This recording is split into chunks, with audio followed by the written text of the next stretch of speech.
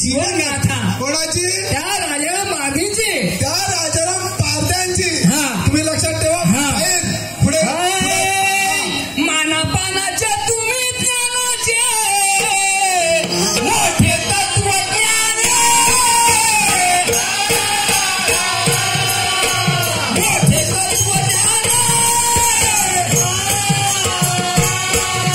सिद्ध प्रसिद्ध जगजाहीर तुमच्या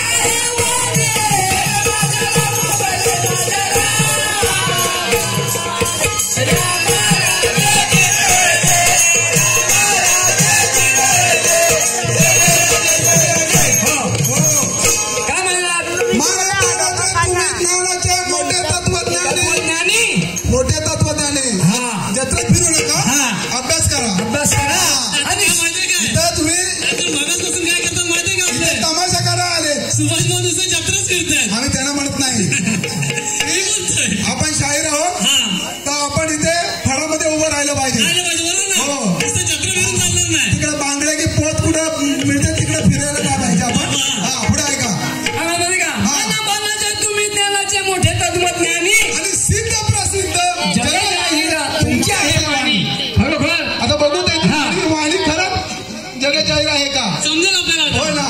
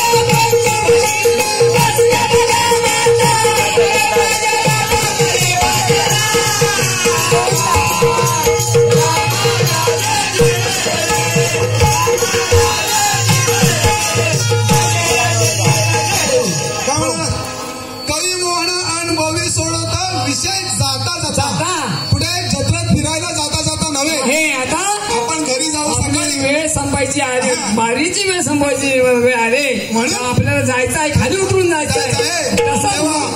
तेव्हा जत्रेत फिरायला जाता जाता नव्हे मी बारीक सोडून आता चाललो आहे. जत्रेत फिरायला आलेलो नाही, बारीक करायलाही आलेलो. बरोबर ना. काय माहिती आपण पद्धतीनं सांगितलेलं आहे. आपण थोडा अचूक प्रश्न आपल्या रसिकप्रेक्षकांना समजलं पाहिजे आपण काय विचारलं ते. मी प्रश्न वाचन करतो. प्रतिस्पर्धी शायरांसह माझ्या जमलेल्या रसिक मायबाप बंधू आणि भगिनी प्रश्न वाचतोय, लक्ष असू द्या. आम्ही प्रतिस्पर्धी शायरांना सोपा आणि साधा आणि सरळ असा प्रश्न, तुमच्या आमच्या वैकीचा पालखीचा दैनंदिन जीवनातला असा आमचा विषय आहे. विषय असा आहे, राजाराम पारधी नावाच्या एका लेखकाने कथासंग्रह लिहिले. त्या कथासंग्रहाचे नाव सांगून ते कथासंग्रह कोणी कोणत्या साली प्रसिद्ध केलं, ते कथासंग्रह कोणी कोणत्या साली प्रसिद्ध केलं म्हणजे त्याचं प्रकाशन कोणी केलं हे प्रतिस्पर्धी शायरांनी सांगायचं आहे. आम्ही अपेक्षा करतो आमचे प्रतिस्पर्धी शाहीर अत्यंत हुशार आहेत, अभ्यासू आहेत. बहुतेक दुसऱ्या बारीला ज्या प्रश्नाचं उत्तर ते देतील असे गृहीत धरून. असं माहितीये का, तिकडे आपले सुभाष बुवा ते म्हणते तुम्ही बाजू सोडवली नाही, हे केलं नाही, ते केलं नाही. आम्ही सरळ नाव दिलेलं आहे, बरोबर ना. तुम्ही फक्त येऊन सांगायचं, फक्त तुळशीत जाऊ नका. तुळशी राजाराम पार्टी आहे तिथे जाऊ नका, बरोबर ना. तर परत म्हणाल बाजू नाही, आम्ही सांगणार कसं. आम्ही सगळं खुलं तुम्हाला विचारलेलं आहे. सुभाष बुवा आहेत ना, ते तुळशीत पोचायचे. बघायची जत्रात फिरत होते ना, ते सांगतो. 101 रुपये सांगणं कुणाचं आहे, नामदेव बुवा तांबिटकर. सांगणं कुणाला, अभय बुवा, मोहन बुवा, दिनेश बुवा यांना, की पहिली बारी ठासून झालेली आहे आणि दुसरी बारी ह्याच्यापेक्षा ठासून झाली पाहिजे. अभय बुवा ऐका, आणि ठासून पण काय होणार माहिती आहे का, पहिली बारी ठासून झाली, आता पुढची जे होणार ना थोडी रेटून आणि घासून होणार आहे. थोडे तुम्ही थांबा. कसं माहिती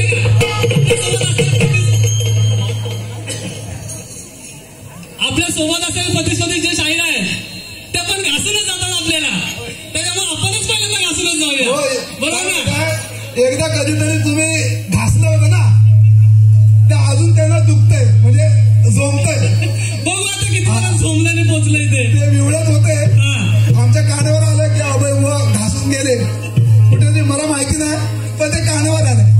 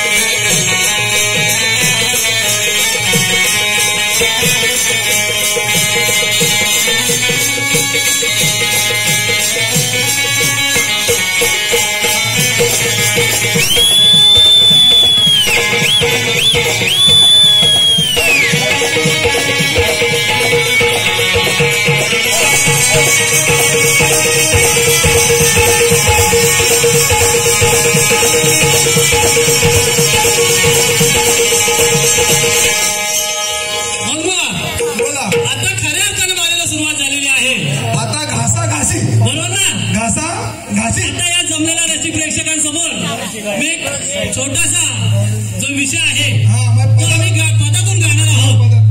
आमचा विषय रसिक आया बया म्हणजे प्रेक्षक आहेत त्यांना सहज कळेल.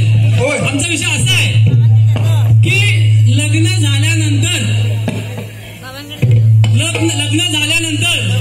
सौभाग्याचे अलंकार मी पुरुष, शक्तीवाले स्त्री, बरोबर ना. बरोबर आहे. त्या सौभाग्याचे अलंकार हे मी तुम्हाला देतो. जो पुरुष आहे तो अलंकार त्यांना देतो, तो आपल्या बायकोला देतो, बरोबर. दागदागिने जे जे सौभाग्याचे अलंकार कोणते ते मी सांगणार आहे. त्याच्यामध्ये मंगळसूत्र आहे, कपाळी टिळा आहे, कुंकू आहे, सौभाग्याचा चुडा आहे, बरोबर ना. त्यानंतर अंगठी आहे, पायात खाली जोडवी आहे, खाली म्हणजे खाली. हे सौभाग्याचे जे अलंकार आहेत ते मी तुला दिलेले आहे. मला तुझ्याबद्दल परिपूर्ण माहिती आहे, बरोबर ना. आणि आपल्याला संसार करायचा आहे, हे एवढं देऊन आपल्याला संसार करायला म्हटल्यानंतर परिपूर्ण माहिती असायला पाहिजे, बरोबर ना. त्याच्यामुळे हे सौभाग्याचे अलंकार मी तुला दिलेले आहेत. आणि तसं आणि एवढं देऊन आम्ही तुला चांगली नटवलेली आहे, नटून थटून तुला तयार केलेली आहे, बरोबर ना. बरोबर. हे मी लग्न झाल्यानंतर तुला दिलेले आहे. तर तू मला काय दिलंस, तुझे अलंकार माझ्यावर काय आहेत ते मला येऊन सांगायचं. अभय बुवा, तुम्ही असं तिला विचारताय त्या बाईला की तू मला काय दिलं, म्हणजे अलंकार कोणते. अहो पण तिच्याकडे असेल तर देणार ना तुम्हाला. नाण्याच्या दोन बाजू आहेत. मग असं काहीतरी साप आणि काटा दोन बाजू आहेत.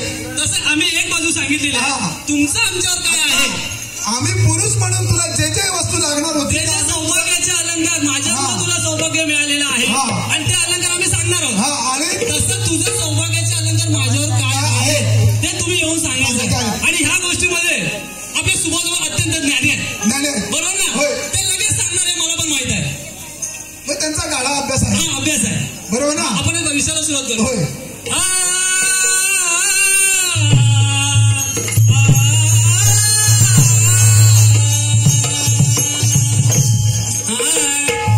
लग्न सोहळा पूर्ण केला मी पटविली. लग्न सोहळा पूर्ण केला मी पटविली. साज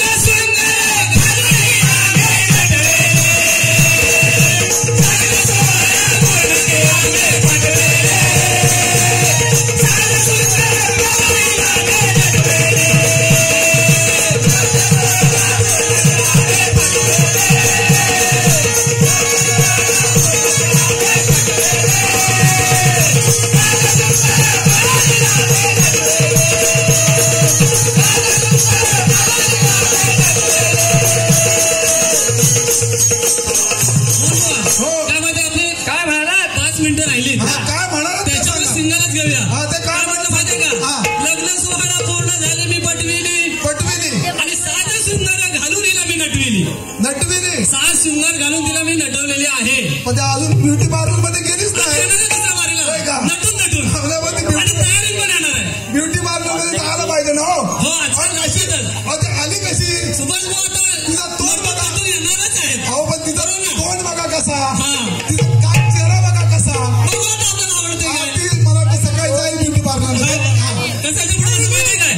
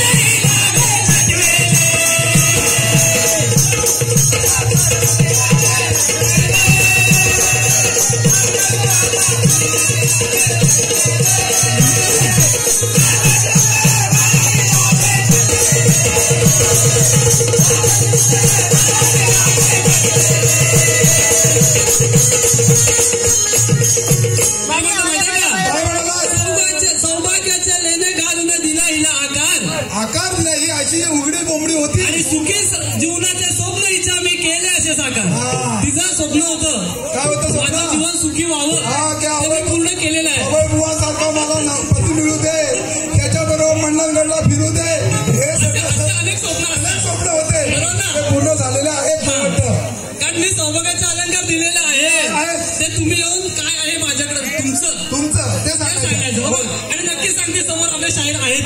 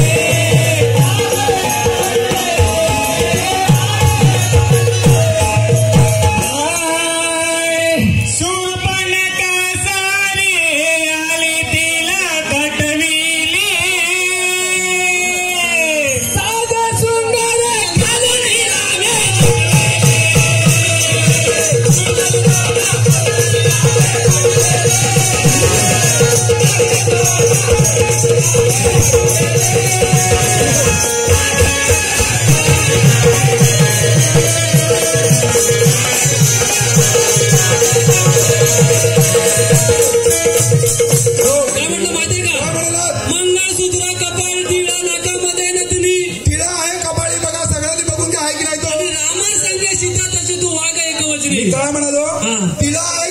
बघा कपाळी आहे हा, बघून घ्या. हा. मंगळसूत्र ते काय आणि नाकामध्ये नथनी ते घालतील हे सौभाग्याचे अलंकार हे लग्नाच्या नंतर मी दिलेले आहे बरोबर ना? ते पण कसं माहितीये काय का माहितीये? हा. तुम्ही नथनीचा विषय काढला ना आता नाकाला भोक असेल तर ती घालत पाहिजे आणि कसं माहितीये का हा हा चालेल चालेल ऐका या होळीचं सांगणं कोणाचं प्रशांत शिंदे यांचं सांगणं कोणाला अमर मोगरे काही ढोलकी उभे आणि वाजव बाबा त्याचा असा आहे ढोलकीपट्टू आमचा कालच ऍक्सिडेंट थोडा झाल्यामुळे त्याचा पाय दुखत असल्यामुळे तो बचून ढोलकी वाजव आहे तरी सर्वांनी माफ करा ह्याच्या पुढे असं